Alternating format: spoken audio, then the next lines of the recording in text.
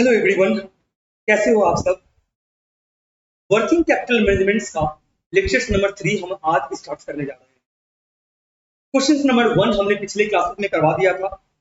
Number 2 है और बहुत जल्द वन शॉट रिवीजन लेके आ रहे हैं, जहां पर एक ही लेक्चर्स में आपको कंप्लीट रिवीजन दे दिया जाएगा।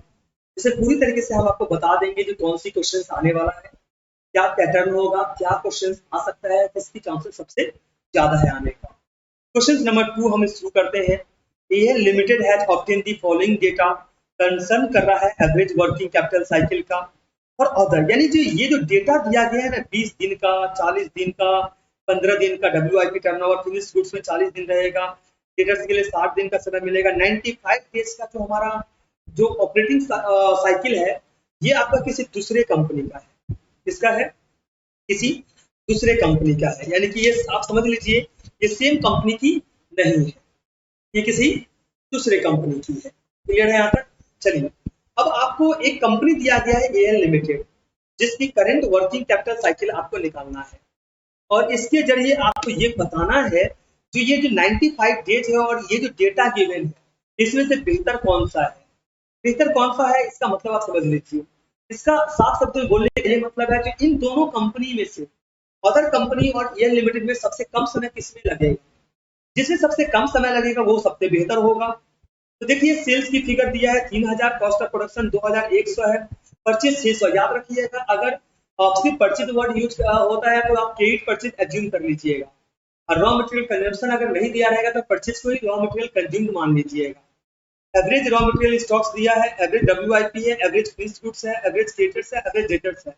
कॉस्ट ऑफ प्रोडक्शन अगर गिवन है और cost of goods sold given नहीं है तो कॉस्ट ऑफ प्रोडक्शन को ही कॉस्ट ऑफ गुड्स सोल्ड के रूप में एज्यूम किया जाएगा। तो यही सब चीजों को ध्यान रखिएगा। सेल्स दिया हुआ है तो इसको क्रेडिट सेल्स के रूप में एज्यूम किया जाएगा। चलिए, रॉ मटेरियल स्टोरेज पीरियड निकालने का फॉर्मूला होता है average raw material divided by raw material consumed 365। Average raw material जो है वो 800 है, एवरेज रॉ मटेरियल जो है वो आपका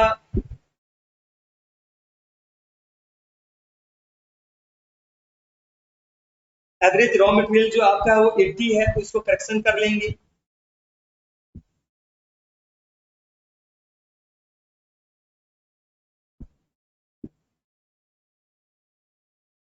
ये आपका 80 हो जाएगा।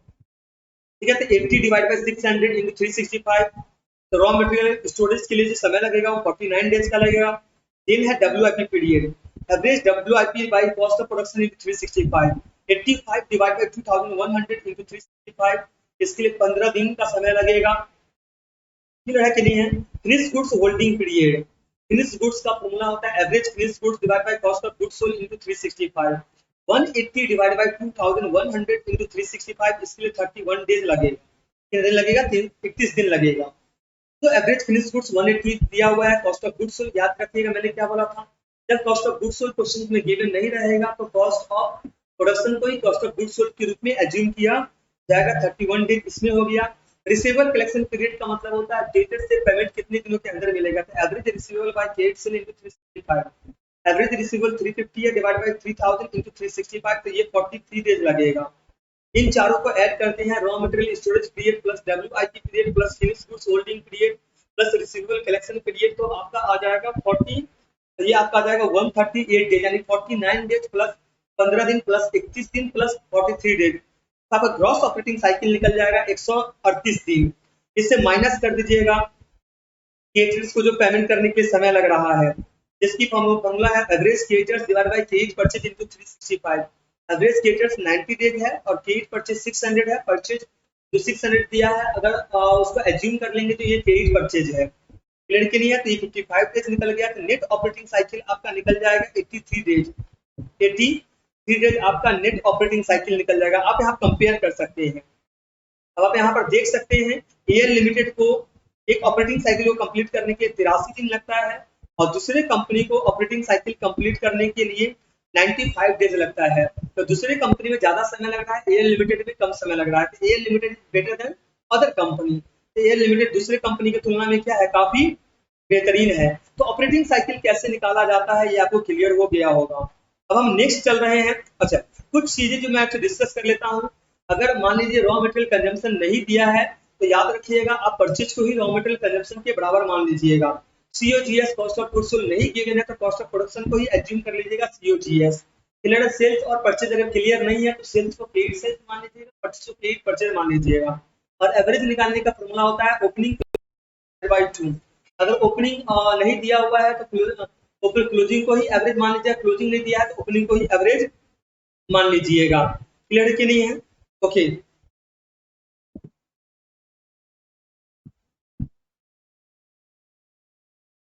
क्वेश्चन नंबर 3 आ जाते हैं, बहुत ज्यादा इंपॉर्टेंस है। P&G limited furnish below its cost and other data दे दिया है आपको। रॉ मटेरियल में एक यूनिट के लिए 30 रुपया लग रहा है, डायरेक्ट लेबर में 20 रुपया लग रहा है, ओवरहेड आपका नहीं दिया गया है, प्रॉफिट 25% ऑन सेलिंग प्राइस हो जाएगा और एक यूनिट को सेल करेंगे 100 रुपया में। एवरेज रॉ मटेरियल मतलब स्टॉक्स में जो रखेंगे वो 1 महीने के लिए रखेंगे। प्रोसेस WIP में 15 दिन के लिए रहेगा। सप्लायर हमें 1.5 महीने का समय देगा और डेटर्स से जो हमें समय मिले, डेटर्स को हम समय देंगे वो 3 महीने के लिए देंगे। क्लियर कि नहीं है? आउटस्टैंडिंग जो वेजेस है वो 15 डेज के लिए है और ओवरहेड जो आउटस्टैंडिंग है यानी टाइम लैग जो होगा गैप पेमेंट करने का वो आपका वेजेस के लिए 1.5 महीना हाफ मंथ होगा और ओवरहेड के लिए 1 मंथ होगा। कैश आप ये एज्यूम कर रहे हैं जो आपके पास में जो कैश की अवेलेबिलिटी है वो 1 लाख की है। 70% सेल जो है वो क्रेडिट सेल्स है, यानी 30% जो सेल्स होगा वो कैश सेल्स होगा। और आपकी जो आउटपुट लेवल मेंटेन हो रहा है एक साल भर में, एक साल में वो 1,30,000 यूनिट्स की है। तो एक महीना में कितना हो जाएगा? 1,20,000 डिवाइड बाई 12, ये आपका हो जाएगा 10,000 यूनिट्स हो जाएगा। मंथली प्रोडक्शन एंड सेल्स आपका हो जाएगा 10,000 यूनिट्स। कितना हो जाएगा? 10,000 यूनिट्स हो जाएगा। 1,20,000 डिवाइड बाई 12, 1,20,000 डिवाइड बाई 12, तो आपका ये निकल के आ जाएगा 10,000 यूनिट्स। कितना निकल के आ जाएगा? ये निकल के आ जाएगा आपका 10,000 यूनिट्स। कितना निकल जाएगा? ये 10,000 units. Lagging payment from debtors कितना होगा?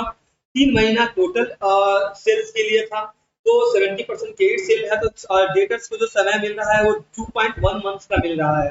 लड़के ने 3 मंथ का 70% हम निकाल लेंगे। अब सॉल्व कैसे करेंगे? क्योंकि हमें क्या निकालना है? हमें निकालना है नेट वर्किंग कैपिटल, जिसके लिए मंथली कॉस्ट स्टेटमेंट्स का जानना बहुत जरूरी है। बता देना चाहते हैं आपको, एक महीना में आप 10,000 यूनिट्स आउटपुट प्रोड्यूस करोगे और एक यूनिट के लिए रॉ मटेरियल पे खर्चा होगा 30 रुपया। इसके हिसाब से रॉ मटेरियल पे जो खर्च होगा वो 3 लाख की होगा। लेबर कॉस्ट में 10,000 यूनिट्स 20 रुपए के हिसाब से कितना हो जाएगा? आपका 2 लाख रुपया हो जाएगा। प्रॉफिट कितना है? प्रॉफिट याद रखिएगा 10,000 यूनिट्स की 100 रुपए के हिसाब से सेल हो रहा है वो आपका अप्रोक्स 10 लाख रुपए का हो रहा है। 10 लाख का 25% आपका प्रॉफिट है, यानी कि 2.5 लाख रुपया प्रॉफिट है। 2.5 लाख रुपया क्या है? प्रॉफिट है। सेल से माइनस करिएगा प्रॉफिट तो टोटल कॉस्ट निकल जाएगा, तो 10 लाख माइनस 2,50,000 बैलेंस निकलेगा 7,50,000। क्लियर कि नहीं है? तो ओवरहेड का बैलेंस कितना होगा? 7,50,000 से रॉ मटेरियल और लेबर का माइनस कर दीजिएगा तो बैलेंस जो निकलेगा वो ओवरहेड का बैलेंस निकल जाएगा जो कि 2,50,000 है। फिट कर दे रहा हूँ। 10,000 यूनिट्स एक महीना में आप रॉ मटेरियल के लिए खर्च करेंगे और रॉ मटेरियल के लिए 10,000 यूनिट्स लगेगा और एक यूनिट के लिए 30 रुपया लगेगा, तो रॉ मटेरियल पे जो खर्चा होगा वो 3 लाख का हो जाएगा। लेबर कॉस्ट पे 10,000 यूनिट्स के लिए जो लेबर कॉस्ट लगेगा, एक यूनिट के लिए 20 रुपया लगेगा, तो 2 लाख रुपया लेबर कॉस्ट पे लग जाएगा। प्रॉफिट सेल्स का 25% है। सेल कर रहे हैं 10,000 यूनिट्स एक महीने में, और एक यूनिट को सेल कर रहे हैं 100 रुपया में, तो 10 लाख का सेल करेंगे। 10 लाख का 25% हमारा प्रॉफिट होगा, यानी 2,50,000। तो सेल्स माइनस प्रॉफिट कॉस्ट निकल जाता है जो कि निकल रहा है 7,50,000। क्लियर है ना? रॉ मटेरियल और लेबर का खर्चा जो है ये 5 लाख का है और टोटल कॉस्ट है 7,50,000। टोटल कॉस्ट निकलता है raw material plus labour plus overhead. याद रखिए टोटल कॉस्ट से माइनस कर दीजिएगा रॉ मटेरियल का खर्चा, लेबर का खर्चा, तो जो बैलेंस निकलेगा वो ओवरहेड का कॉस्ट निकल जाएगा। कोई दिक्कत आपको यहाँ तक? चलिए ये पूरा क्लियर है। अब रॉ मटेरियल स्टोरेज पीरियड की बात करते हैं, क्योंकि हमारा करंट एसेट्स में सबसे पहले स्टोर करने के लिए खर्चा लग रहा है।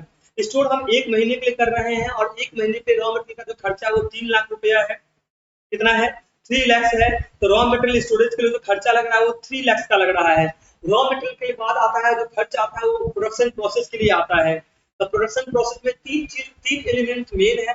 एक तो रॉ मटेरियल में हम खर्च करते हैं, दूसरा हम लेबर में खर्च करते हैं, तीसरा हम ओवरहेड्स में खर्च करते हैं। तो रॉ मटेरियल पे जो खर्चा है वो कितने का है बताइएगा? प्रोडक्शन जो प्रोसेस है यानी WIP जो है, आईपी जो है वर्क इन प्रोग्रेस का जो समय है वो आपका हाफ मंथ का है, प्रोसेस का जो है 1.5 मंथ, सॉरी 1/2 मंथ का है, यानी कि हाफ मंथ का है। तो आप याद रखिएगा, ये सबसे बड़ी बात है ना। और याद रखिएगा, होल्डिंग पीरियड अगर क्वेश्चन में गिवन नहीं है, होल्डिंग पीरियड क्वेश्चन में गिवन नहीं है, तो रॉ मटेरियल 100% के लिए हो जाएगा। रॉ मटेरियल का जो होल्डिंग पीरियड हो जाएगा वो 100% के लिए हो जाएगा, लेबर का 50% के लिए हो जाएगा, ओवरहेड के लिए 50% का हो जाएगा। रॉ मटेरियल का जो खर्चा होगा वो 3 लाख का हो जाएगा, तो 3 लाख का 1/2 इंटू 100%, ये 15,000 हो जाएगा। लेबर पे 2 लाख इंटू 1/2 इंटू 50%, ये 5,000 का हो जाएगा। ओवरहेड पे 2,50,000 इंटू 1/2 इंटू 50%, ये आ जाएगा 62,500। थोड़ा मैं अब समझा देता हूँ आपको। सबसे पहला खर्चा आप रॉ मटेरियल स्टोरेज के लिए करते हैं, जो कि 3 लाख रुपया 1 महीने का है। तो 1 महीने को स्टोर करने का जो खर्चा होगा वो 3 लाख रुपया हो जाएगा। डब्ल्यूआईपी में 3 एलिमेंट्स आते हैं, रॉ मटेरियल्स आता है, वर्क और लेबर आता है, ओवरहेड आता है। अगर होल्डिंग पीरियड क्वेश्चन में गिवन नहीं है तो रॉ मटेरियल के लिए 100% एज्यूम कर लेंगे होल्डिंग पीरियड, लेबर और ओवरहेड के लिए 50-50% एज्यूम कर लेंगे। तो रॉ मटेरियल के लिए 3 लाख रुपया खर्चा है और 15 दिन के लिए, तो उसका 100% कितना हो जाएगा, ये 100% आपका हो जाएगा। देखिएगा, ये आपका 15,000 नहीं होगा, ये आपका 1.5 लाख रुपया हो जाएगा। इसे करेक्शन कर लीजिएगा, ये आपका 1.5 लाख रुपया हो जाएगा। क्लियर के नहीं है, 1,50,000 हो जाएगा। लेबर, ये थोड़ा सा मिस्टेक्स हो गया है, माफी चाहते हैं आप सभी से। लेबर का ये 50,000 हो जाएगा और ओवरहेड्स का 62,500 रुपया हो जाएगा।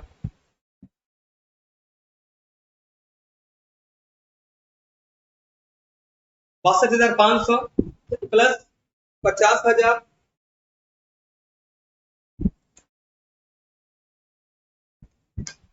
2,62,500 का हमारा WIP में क्या हो रहा है, एक्सपेंसेस हो रहा है, प्रोडक्शन प्रोसेस के लिए खर्च कर रहे हैं। फिनिश गुड्स गिवन नहीं है तो लेने की जरूरत है नहीं। डेटर्स उधार में हमने बेचा था 2.1 मंथ के लिए, और टोटल सेल्स जो हुआ है 10 लाख रुपया हुआ है 1 महीने के लिए। तो 2.1 मंथ के लिए कितने का सेल्स हमने किया, कलेक्शन करेंगे, 21 लाख का कलेक्शन हम डेटर से करेंगे। डेटर्स की कैलकुलेशन हम सेल्स के ऊपर करते हैं। 1 महीने में सेल्स है 10 लाख रुपया, 2.1 मंथ में कितना हो जाएगा, 21 लाख रुपया हमें किससे लेना है, डेटर से लेना है। कैश ऑलरेडी गिवन है। टोटल करंट एसेट्स को जब हम ऐड करते हैं तो ये निकल जाता है ग्रॉस वर्किंग कैपिटल। इससे माइनस कर देना है आपको करंट लायबिलिटीज। क्या माइनस कर देना है, करंट लायबिलिटीज। करंट लायबिलिटी में पहला आइटम आता है केटर्स का, और केटर्स निकलता है रॉ मटेरियल्स के ऊपर। हम 1 महीने के लिए रॉ मटेरियल परचेस किए थे 3 लाख, और केटर से हमें जो हमें समय मिल रहा है, केटर से जो हमें समय मिल रहा है पेमेंट करने के लिए, आप ये देख सकते हैं, केटर से हमें समय मिल रहा है पेमेंट करने के लिए 1.5 मंथ, मतलब 1.5 महीने का समय मिल रहा है। कितने महीने का समय मिल रहा है, 1.5 महीने का समय हमें मिल रहा है। तो टोटल केटर से 1.5 महीने के लिए कितना पेमेंट करेंगे, 4,50,000। 1 महीने के लिए 3 लाख रुपया का रॉ मटेरियल खरीदे हैं, तो 1.5 महीने के लिए कितना हो जाएगा, 4,50,000 हो जाएगा। कितना हो जाएगा, 4,50,000 हो जाएगा। ओवरहेड जो लैग इन पेमेंट्स का था, आउटस्टैंडिंग, देखिए आउटस्टैंडिंग लेबर जो है बच्चों, जो आउटस्टैंडिंग लेबर है आपका, आउटस्टैंडिंग लेबर जो है 1 महीने का लेबर का जो कॉस्ट है वो 2 लाख है। 15 दिन के बाद पेमेंट करेंगे तो कितने का पेमेंट करेंगे हम, लायबिलिटी कितने क्रिएट हो गया, लायबिलिटी क्रिएट हो गया आपका 1 लाख का लायबिलिटी क्रिएट हो गया। याद रखिएगा, 1 लाख का लायबिलिटी क्रिएट हो गया आउटस्टैंडिंग लेबर के लिए, और ओवरहेड के लिए 2,50,000 है। तो ओवरहेड का 1 महीने का पीरियड है लैग इन पेमेंट, तो 2,50,000 हो गया। तो टोटल करंट लायबिलिटी जो आपका बन जाएगा वो 4,50,000 प्लस 1 लाख प्लस 2,50,000, यानी ये बन जाएगा 8 लाख का। तो 27,62,500 से माइनस कर दीजिएगा आप 8 लाख। तो जो बैलेंस निकलेगा नेट वर्किंग कैपिटल, ये निकल जाएगा आपका 19,62,500।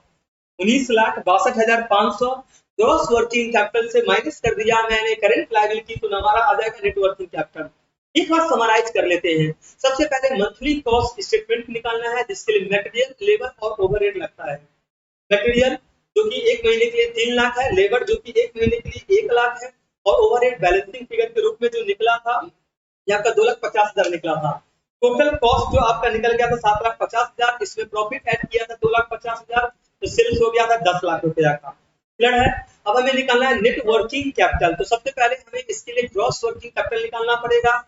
ग्रॉस वर्किंग कैपिटल कैसे निकलेगा, टोटल ऑफ करंट एसेट। इसमें पहला आइटम आता है raw material storage period, clear है ना। एक महीने के लिए रॉ मटेरियल स्टोर कर रहे हैं जिसके लिए खर्च हो रहा है 3 लाख रुपया, और एक महीने की स्टोरेज पीरियड है तो रॉ मटेरियल पे हम कितना खर्च करेंगे 1 लाख रुपया। इसके बाद नेक्स्ट आइटम आता है WIP वर्क इन प्रोग्रेस। इसका 3 एलिमेंट्स है, रॉ मटेरियल, लेबर और ओवरहेड।